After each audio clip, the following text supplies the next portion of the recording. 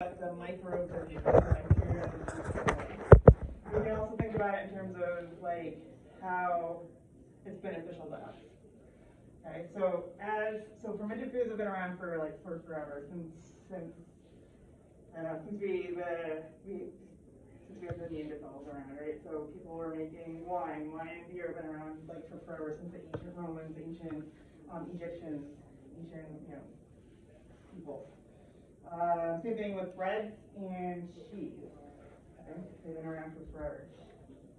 There's a historical aspect of it too. So any guesses like on a benefit like having wine, having beer available to like a population or cheeses or anything like that? In terms of like how long food lasts. Yeah, that's what I was gonna say. Maybe that the fact that they already have been exposed to so many bacteria kind of makes it a little more persistent to other types of bacteria because they're like the same. They're already being made with the same type of bacteria. Yeah, so it'll make them last longer for sure, right? So like something like I think the fermented shark thing, like literally, I think it's like a Norwegian thing too, and around the Icelandic areas. They basically like dig a hole and they shove the shark meat in there, and then over time it ferments, right? So when you get to a point of fermentation, it helps to preserve the foods. So historically,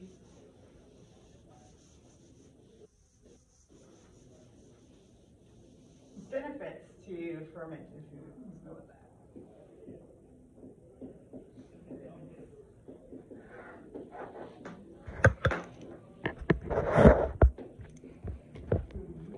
Okay, so one is it makes it last longer. It prevents food spoilage.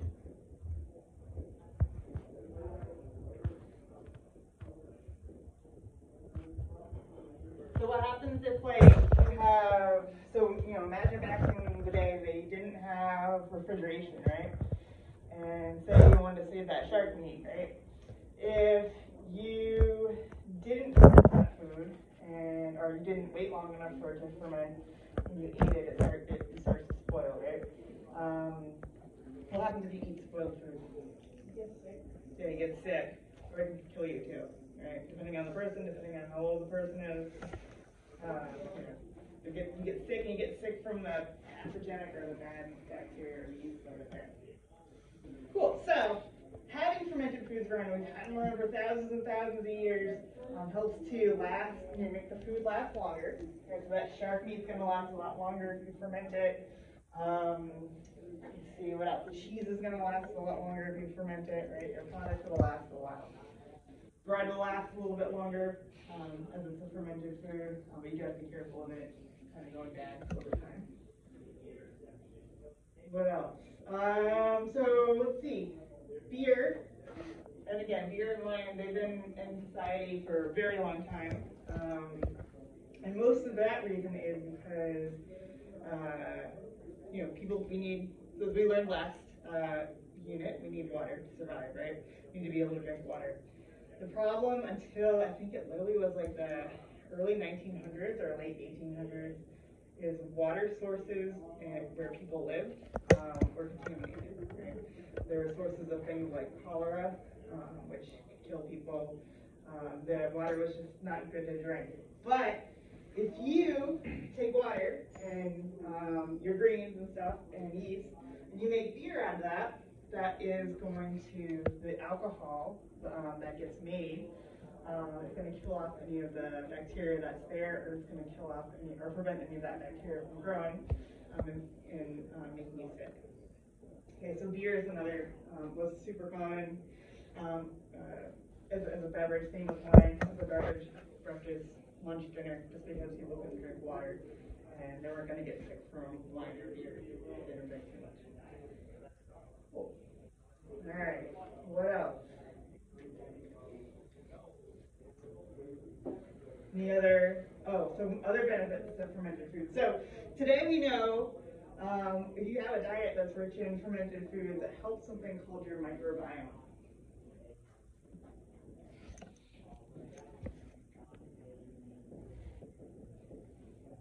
Okay, so Does anybody know what their microbiome is? Doesn't that has to do with a different type of bacteria of your gut? Yeah. And then that has to have a certain range of different numbers of bacteria in order for you to be healthy, healthy digestion and all that. Yeah, yep. So microbiome is just all the bacteria and little microbes that make up, they're all over your body. We have a skin microbiome, we have a gut microbiome, we have a lung microbiome. But when we think about eating, what we're really affecting is our gut microbiome, right? So all the bacteria and stuff in the small intestine.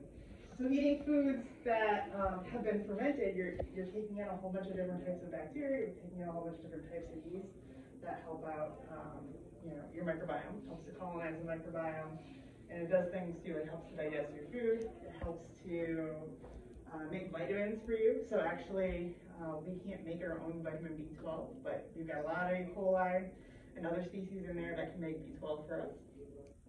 So the bacteria actually make that for us. What else? We can't digest cellulose, right? So there are some people that have bacteria that help them to break down cellulose so they can get energy from that. So by ourselves, we can't break down cellulose. We don't have the enzymes for it, but the bacteria in our gut can help us with that. What else? So there's benefits to eating fermented food, right? It's just, it's been part of culture, it's been part of different civilizations for, thousands of years. Helps make food last longer, helps your microbiome out. But why do we care about our microbiome? Again, that helps you digest food, helps give you vitamins, helps to regulate your immune system. Okay, it can regulate the cancer cycle, stuff that goes on in our cells in a positive way. Okay, it can release, it releases dopamine and serotonin from our gut to our brain. Stuff like that. But the gut has the ability to release serotonin and dopamine by So the bacteria in your gut help to release the serotonin and dopamine that can end up in your. Oh. So dopamine is like the excited, happy hormone. Serotonin, kind of the same thing. When you have a low serotonin, you're typically more on the depressed side than you're on the non-depressed side. So they can help with that. Cool. All right. Questions so far? No? All right. So those are the microbes, or those are some of the benefits to having fermented foods. Let's talk about why we call it fermented foods, right? So again, we start off with something, yeast, bacteria get in there, and they do a process called fermentation.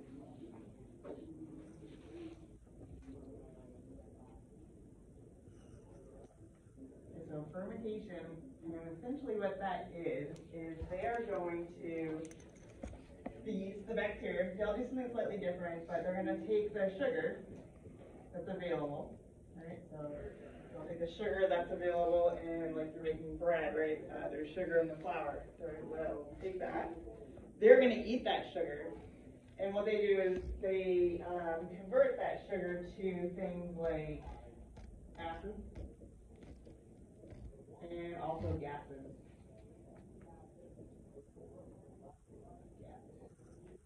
Okay, so any guesses on what some of the gases might be? Carbon dioxide. Yeah, carbon dioxide, right? So you pick up like beer, it's typically carbonated. Some of the yeast in there can give off carbon dioxide.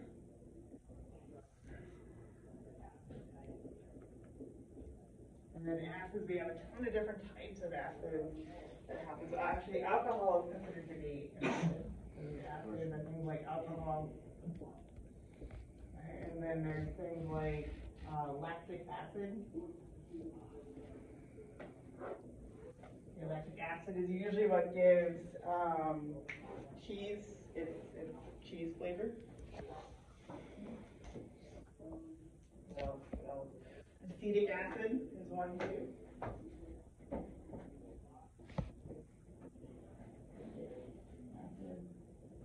Typically it gives the vinegar flavor. That is the vinegar flavor, is acetic acid. So those are just some examples of, and again, there's specific bacteria that do this. There's specific yeasts that do this. Some yeasts are better at giving off gases than others. For instance, there's yeasts that are good for champagne versus yeasts that are good for beer.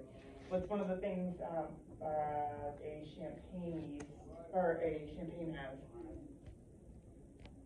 They actually have the carbonation. Yeah, the big bubble is the big carbonation, right? So the specific yeast they use for that is what's giving the carbonation, the big bubbles in the champagne. Alright, what else? So, I think it's kind of interesting, right? Again, technically bread comes about by a fermentation process.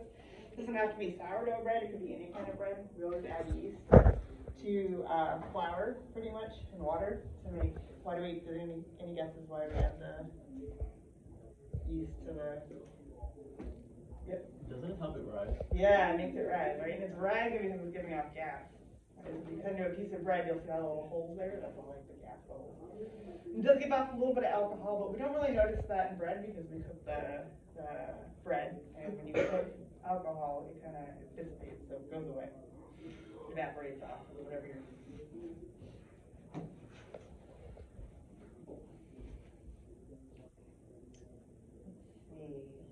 What else?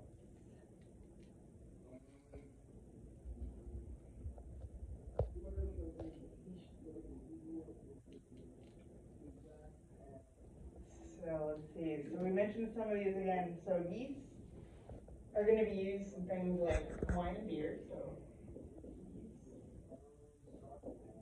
for wine, for beer. Some yogurts will be molds.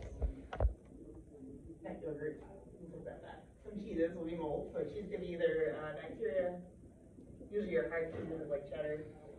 And then the softer cheeses are typically molds. Alright.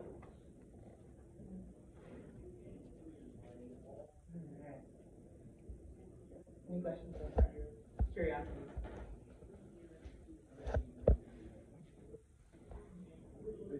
It's off topic, but when you said about the fermentation and how bacteria interacts, it kind of reminded of the idea of if you let an economy run by itself for people looking for the best interests, that's usually how the economy works best. Because everybody's just looking for the best own interest in terms, so everybody's just doing what's best for them, which in general, yeah, helps the economy be better because everybody's doing their best for themselves, helping the overall world. So I kind of made me think the bacteria are not really thinking, oh, we're gonna give off CO2 to the body and then everybody's gonna be happy. They're like, oh, I want to live and I just want to be happy, survive, and they're just doing their thing for them to be the best in the best condition possible, which makes our body be healthy. Yeah. And I don't know. Absolutely. Yeah, those little bacteria disease, they don't care about us. All they see is there's food in front of them. And technically, like, if you think about us, or we eat food, it goes through our digestive system, we like pee it out, we poo it out, right? The bacteria, they see the sugar, they eat that, and essentially their waste products are the acids and the gases. So. Let me think about that. No, it's good. It's good to like. There's a lot of correlations between like everything, right? Like even all the way down to like the super small world that we don't see. Like similar things are happening there that's happening with us, that's happening with other animals. It's kind of cool. Cool. All right. Let's see what else we want to talk about. So we have the benefits. We've got what fermentation is. We got examples of fermented foods. Okay. So what we're gonna do moving forward, and we'll do a little bit more on like exactly what bacteria are, how they come in different shapes, what yeasts are, how they come in different like flavors, molds, and stuff like that in the next class. But so moving forward, what we're gonna do is we're gonna talk a little about the sourdough process, and when we talk about these fermented foods, how we're gonna approach it is we're gonna approach it by its cultural association. So like where do we find like sauerkraut? Where do we culture-wise? Where do we find kimchi? Where do we find sourdough cultural-wise? Right? How long has it been around? And a lot of these we're going to find have been around for a very, very, very long time. And then what we'll do is we'll talk about the organisms, so the bacteria, the yeasts that are involved in the process. What you start with, what you end with, the bacteria, the yeast that help you get to the end. And then, what else will we do? We will talk about a specific fermentation process it does. So what does it eat inside the, most of the time it's some kind of glucose or lactose or something that it's eating, and it will convert it to specific acid that gives the flavor that is the fermented food. And then what else will we do? Health benefits. If there's any studies out there for the health benefits of the different foods. Questions on any of that stuff? What I want to give you guys some time to do is to get into your groups and check out that list, see what food you might be interested in, and teaching the rest of us about in 3 weeks from now. I have a question. I think you need access information in group to sign up. Oh, okay. Yeah. Weird.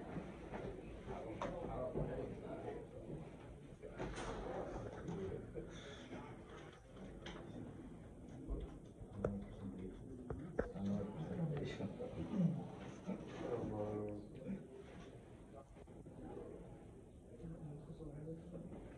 No.